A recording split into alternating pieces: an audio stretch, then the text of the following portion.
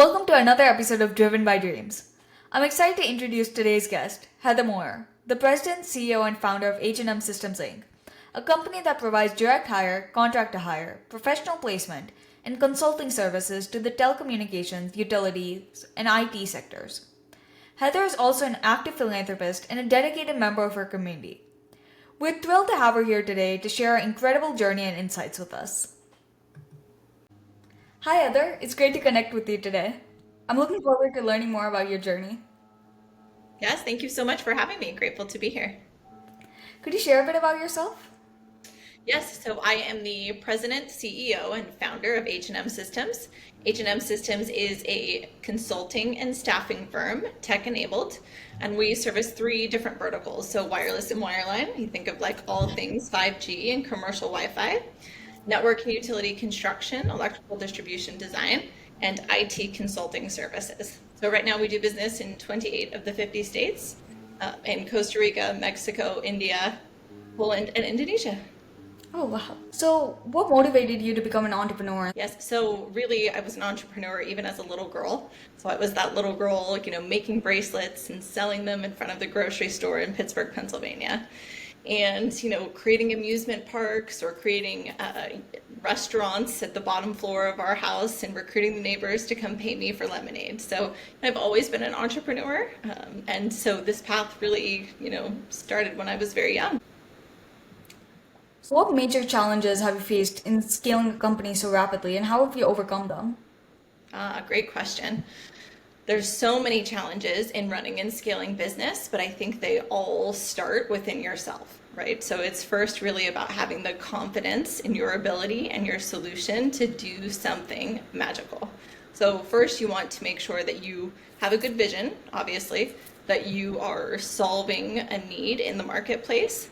But really, to be a successful entrepreneur, the greatest thing that you can have is self-belief and confidence that no matter how the industry changes or how your vision changes, that you'll be able to succeed. How do you gain that confidence in yourself and overcome the self-doubt? Yeah, well, lots of work, right? We call it lots of personal introspection, lots of trying things and failing, I would say. So doing things wrong and realizing that even when the outcome doesn't go the way that you think it will, that you're still a success. Not beating yourself up. Oftentimes you'll hear that called a secondary injury. So when you don't succeed as you would define it, not giving yourself a hard time or feeling like, you've failed, right? Or learning how to celebrate failure. Maybe you wanted to start something and you weren't successful the way that you thought you would be. And so instead of beating yourself up about that, you really celebrated. What did I learn in this process? Why is it great to fail? How can I encourage other people to fail? Those types of things. Okay, thank you. What trends are you seeing in the telecommunications, utilities, and IT sectors that entrepreneurs and business leaders should be aware of? Yeah, well, we have a lot of really fun things going on in our industry. Obviously, connectivity is all the rage, so we all need to be connected all the time. Obviously, when we went from commercial spaces to work remote, that really increased the need and customer demand for fiber to the home, and making sure that we had connectivity and internet connectivity at home. So what you'll hear a lot about right now is the BEAD funding bill. It's part of the bipartisan infrastructure bill, where the government has set aside $42 billion to make sure that they are bridging the digital divide. So they're making sure that every home has access to the internet. That's been a big area of growth for us. Now, obviously, having that infrastructure is really important, but being able to deliver the talent to that infrastructure is really what we do, making sure we have the people to deploy those networks, to design those networks, and to maintain those networks is really important. So, from an infrastructure standpoint, that's really what's going on in the industry. From a wireless standpoint, enterprise wireless has been growing. We do obviously have a lot of corporations that are coming back into the business. So connectivity is really important in terms of growing your systems, growing your distributed antenna systems, and growing your small cell systems so that your employees can continue to connect. Obviously, we are living in a data-driven society, right? So every decision that we make, when we're talking about AI and machine learning, and just business decisions are all driven by data. Obviously, you can't get access to data without infrastructure, without wireless, without data centers. So it really is a focal point of growth for our industry. How do you identify trends in hiring to determine if the market's experience growth or decline? And what are the current hiring trends across various industries? Yeah, great question. I would say that we really look for behavioral tendencies more than anything else. Of course, we look for past performance and skill sets, but we really want to look at behavioral tendencies. Are you somebody who is resourceful, and can you give us examples, even if you're coming from college, of how you're resourceful? Did you study abroad, and did you learn how to map the training system? Did you maybe get one time turned down for an internship, and did you go self-advocate and learn how to negotiate on your own? So we really look for behavioral tendencies. We always say the past is a window to the future. And so when you look at someone's past performance, you're oftentimes going to find that that's exactly how they're going to perform at your organization. I would say 9 times out of 10. So behavior, we do a lot of behavioral screening. We have our own proprietary screening process that we've used on thousands and thousands of hires that we've deemed to be successful. That's really important.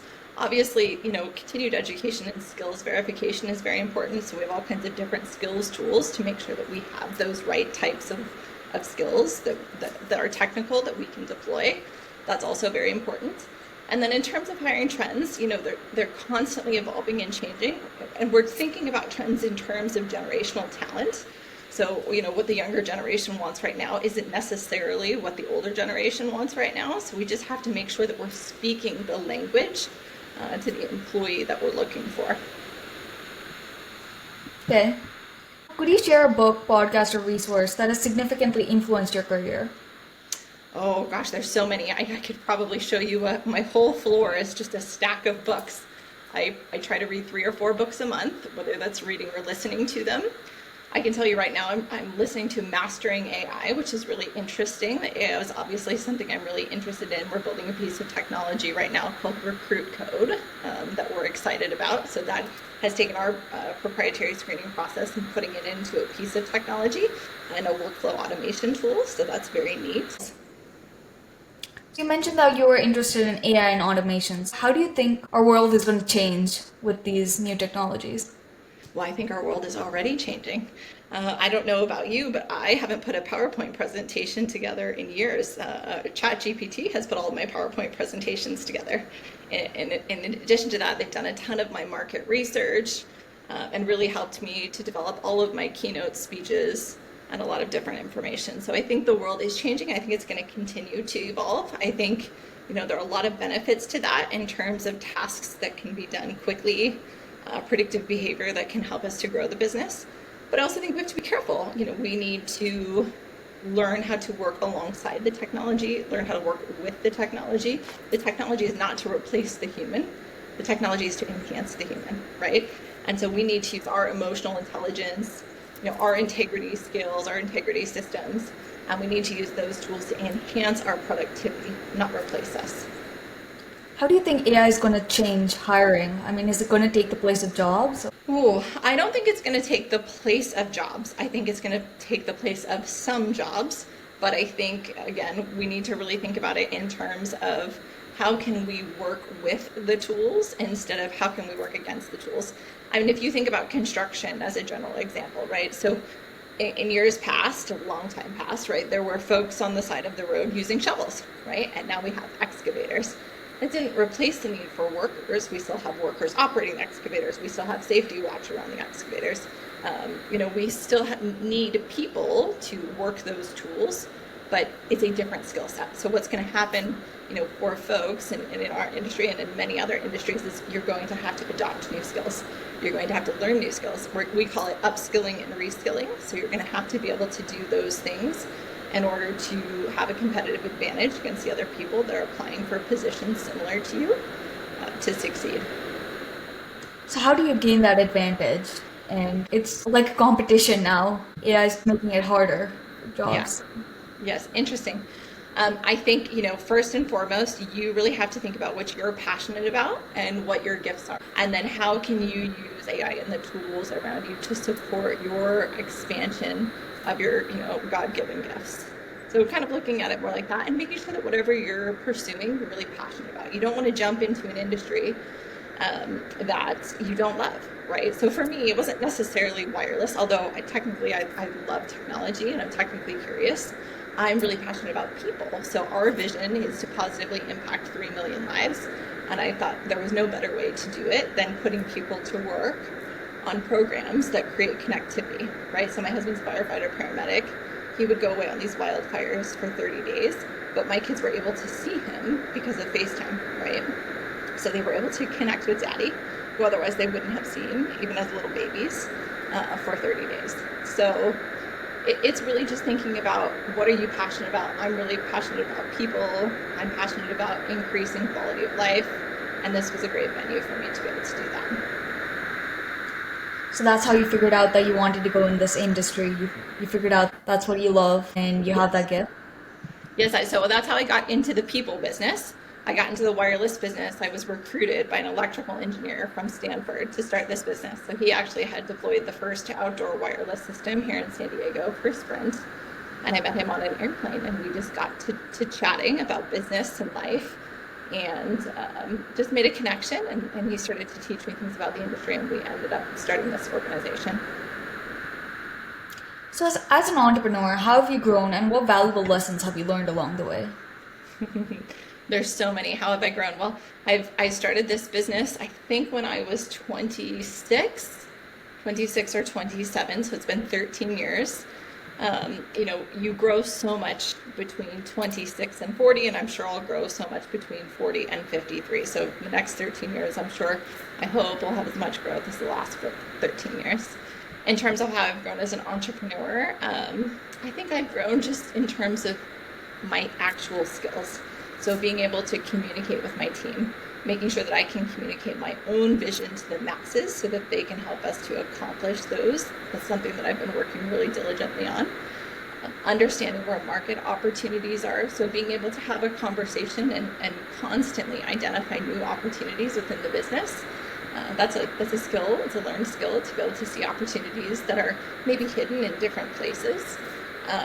Making sure that, I am coaching our employees to their best benefit, right? So everybody needs direct feedback, candor, and that's really helpful for everyone's professional growth. So making sure that we hire the right people, once we get the right people on board, giving them radical candor and great feedback. Those are a few of the ways. So how did you gain those communication skills? Because communication is really important for a business, communicating with all your employees and all the people you work with. Yes. How did you gain those skills? Practice. There's two things that come to mind, right? I once had a coach tell me that, asked me a question, and his question was, whose responsibility is it for the person that you're communicating with to hear the message the way that you want to hear it? And I said, well, theirs. They should be listening to what I'm trying to tell them. And he said, no, opposite, yours. If you want them to hear a message a certain way, you have to communicate it with them in a way that they can hear you. So I think just realizing that was the first step in being an effective communicator. I think the second piece is often just really easily to ask people, what did you hear from me? Or, Brene Brown always says, what does done look like? And the other thing that I constantly tell the team that was shared with me one time was like, if you want somebody to hear your message, you have to say the same thing to them 17 times. Literally 17 times. Thank you. So, what leadership skills do you believe are necessary for running a successful business? Resilience, I think, is the number one skill. Courage, I think, is number two. So you have to have the idea and the attitude that you're one more no closer to a yes, because there's a ton of rejection and there's a ton of resistance and challenges that come along with being an entrepreneur. So you have to be really resilient.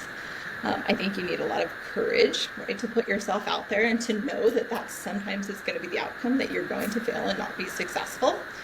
I think self-belief is really important. So believing in your vision, believing in your team, but most importantly, just believing in yourself, that you were placed in this opportunity, in this position for a reason, and to make sure that you stay focused in that self-belief. So how did you acquire these skills and what can someone do to build them over time? Well, I've done a lot of coaching. I've hired a lot of coaches, which I recommend. I think I've really been a coach my whole life, through my whole career. And you'll find that, as you develop as an individual and as you develop as a leader, you'll need different types of coaches. So sometimes you need really hard-hitting coaches, sometimes you need really encouraging coaches, sometimes you need technical coaches, sometimes you need interpersonal coaches. It really just kind of depends, but I think being coached and mentored by people that you look up to, being coached and mentored by people that have different skill sets from you. I remember when I started this business, a woman who was a mentor of mine sent me a book called The First 90 Days. And that book gives great advice. And one of the pieces of advice it says is, surround yourself in your first 90 days with people that have skill sets that are different than yours. And that was one of the most valuable pieces of information. So I just thought to myself, okay, I'm really good at this. I'm not good at this at all. I'm going to find somebody who's exceptional at this, and they're going to sit side by side with me. Yes, I'm going to learn from them, but more importantly, I'm going to lean into them. I'm going to require them to do those things that I'm not great at. So how has your role changed as a CEO at this stage of your company compared to when you started? I think when you start, you're all the roles, right? Or at least I was. So I was really worked almost 100% independent solo until we got to 2.5 million. And then I think I would say at every 5 million, when the business hits every different 5 million, I think your role changes. I think the whole business changes in terms of the systems that support the business, the scalability, and your role specifically. Right now, our goal is to continue to grow the business. I think over the last 13 years, we've had an average of a 67% growth, which has been exceptional, which has also been very difficult on the team and I. And so this year, really, I'm focused on building this new piece of technology, really managing those strategic relationships, whether it's with customers, municipalities, professional organizations, and making sure that I'm sharing, much like how we met on stages, about entrepreneurship, business, and success. Nice. So you're actively involved in philanthropy and community initiatives. So how do you balance your time between leading a fast-growing company and giving back to the community? I don't believe in the word balance. That would be the first part.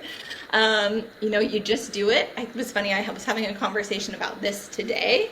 And I said to somebody, oh, well, this week is brutal, right? And he said back to me, no, this week isn't brutal. This week is intense. We need to think of a different word for it. And he's totally right? Everybody has the same amount of time. It's just the intensity at which you accomplish tasks. So I work more intensely now to get the same things done in a smaller amount of time so that I can be available. So I can be available to do philanthropy. So I can be available to take my kids to their teacher assignments today. So I can be available to do a podcast with you. So I had to be really focused today to be able to execute on all these things. But it's doable. And it's really the way that, and the pace of life I love. How do you gain that focus? I mean, it's really easy to get distracted with different tasks and what's going on in the world. So how do you stay focused? A couple different things. I think the first thing that's really valuable for me is I do the things that I am avoiding first. So the things that I like the least, those are the first on my to-do list. Because it's human nature to want to do the things that you love and to avoid the things that you hate. So I do the things that I hate first and get them out of the way so that I can enjoy the rest of my day. Otherwise it looms over you and it takes your energy. I think that's really good. The other thing is I'm really good about, putting myself in situations where I can succeed. I do work in focused office space, right? I don't work in a living room. I don't work in a co-working space. I don't work in places that personally distract me. For other people, those things can be fine, right? But that's not where I work the best. I learned in college, I was the best studier in the library. So I spent so much time in the library all by myself in the silent room, right? So that nobody could talk to me, nobody could distract me. And it was actually, Dr. Weber was the president of San Diego State at that time. And when I onboarded as a freshman, he gave us a speech. And something that he said really stuck with me. And what he said was, don't confuse activity for achievement. And really that's how I've lived my life, right? You can do a lot of things and achieve nothing. Or you could do very few things and achieve a lot. And so I really try to focus on those. Okay. I think that's a good place to end this. Do you have any final thoughts or advice? Well, I would just say if you're thinking about entrepreneurship, you should absolutely go for it. I hope I've encouraged you to believe in yourself, to have courage, and to dream big. Okay, well, thank you a lot, Heather. I've learned a lot from our conversation and really enjoyed this. Thanks. Me too. Thank you.